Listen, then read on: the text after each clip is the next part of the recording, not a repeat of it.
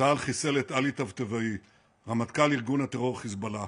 የመካከለኛው ምስራቅ ቀጠናን ውጥረት ውስጥ የከተተ የእስራኤልና ሐማስ ጦርነት የእስራኤልና በኢራን የሚደገፈው ሄዝቦላ ግጭት ብሎም መሰል የጥቃት እርምጃዎች እንዲቆሙ ተኩስ አቁም እንዲደረግ በሚል ስምምነት ላይ የተደረሰ ቢሆንም ጦርነቱ ሲቆምም ሆነ የተኩስ አቁሙ ተግባራዊ ሲደረግ አልተስተዋለም። ከተለያዩ ወገኖች የሚሰማ ድምጽ ነው። እስራኤል የተኩስ አቁሙ ተግባራዊነት ችግር ውስጥ መሆኑንና ሄዝቦላ ራሱን በድጋሚ እያደራጀ ነው የሚል አቋም የያዘች ሲሆን፣ በሌላ በኩል ደግሞ ሄዝቦላ እስራኤል ተኩስ አቁሙን እየተገበረች አይደለም በሚል እርስ በርስ ይወነጃጅላሉ።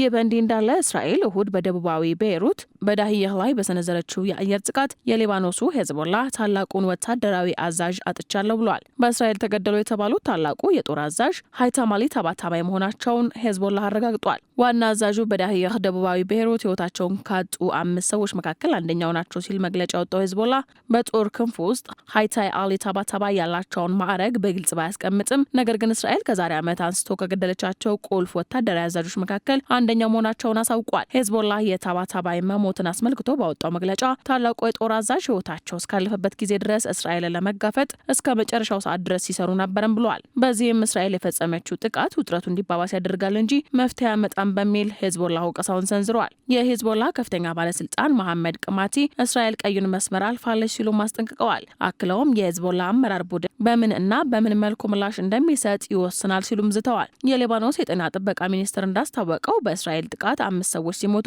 28 የሚሆኑ ቆስለዋል። ሮይተርስ የዜና ወኪል ሰዎች ተጨማሪ የቦምብ ጥቃት እንዳይደርስባቸው በመስጋት ከአፓርታማ ህንጻቸው በፍጥነት ወጥተዋልም ሲል አስነብበዋል። እኚህ ትላንት በእስራኤል ጥቃት ተገደሉ የተባሉት የሄዝቦላ ዋና ጦር አዛዥ አሜሪካ ዋና የሄዝቦላ መሪ ናቸው በማለት እንደ አውሮፓውያን አቆጣጠር በ2016 ማዕቀብ የጣለችባቸው ሲሆን እሳቸውን ለጠቆመ $5 ሚሊዮን እሸልማለሁ በሚል የያዙልኝ ትዕዛዝ ቀደም ባሉት ጊዜያት ማውጣቷም አይዘነጋም። ታባታባይ ከሊባኖሳዊት እናቱና ከኢራናዊ አባቱ በ1960 ዓመተ ምህረት ነበር የተወለዱት። እናም ከሄዝቦላ ዋና አዛዦች መካከል ዋነኛው እንደነበሩ ይነገራል። የእስራኤል ጥቃት ሄዝቦላህን ለበቀል ያነሳሳል የተባለ ሲሆን ይህም የቀጠናውን ውጥረት ሊያባብሰውና ዳግም ከፍተኛ ውድመት የሚያደርስ አደጋ ሊደቅን ይችላል ሲሉ በርካታ ዓለም አቀፍ መገናኛ ብዙሃን ዘግበውታል። እስራኤልና ሄዝቦላ ተኩስ አቁሙ ላለመተግበሩ እርስ በርስ ቢወነጃጀሉም የእስራኤል ጥቃት ግን የሄዝቦላ አባላትን ምላሽ መስጠትን ታሳቢ እንዲያደርጉ የሚያደርግና ውጥረቱን ዳግም እንዲመለስ የሚያደርግ ነው ተብሏል። የሁለቱ አካላት ምልልስ ተኩስ አቁሙን ተከትሎ ረገብ ብሎ የነበረውን ቀጠና ይዘት ሊቀይረው ይችላል የፖለቲካ ተንታኞች ሀሳብ ነው።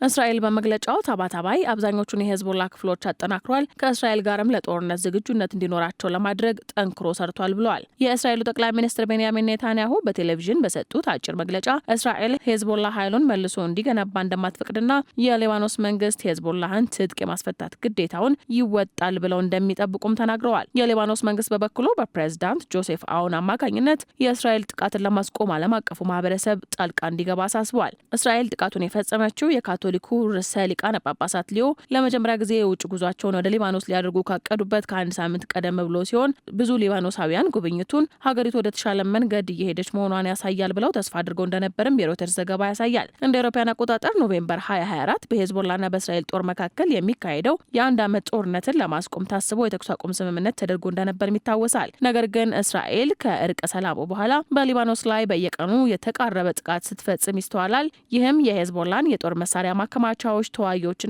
ቡድኑን መልሶ ለመገንባት በሚደረገው ጥረት ላይ ያነጣጠረ ነው ይላል ዘገባው።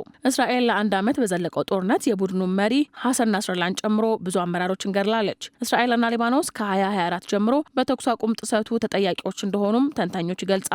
ሊባኖስ እስራኤል በሊባኖስ ግዛቶች ውስጥ የምታደርገውን ድብደባና 5 ደቡባዊ ማዕከላትን መያዟን መቀጠሉ ትልቅ ጥሰት መሆኑን ገልጻለች።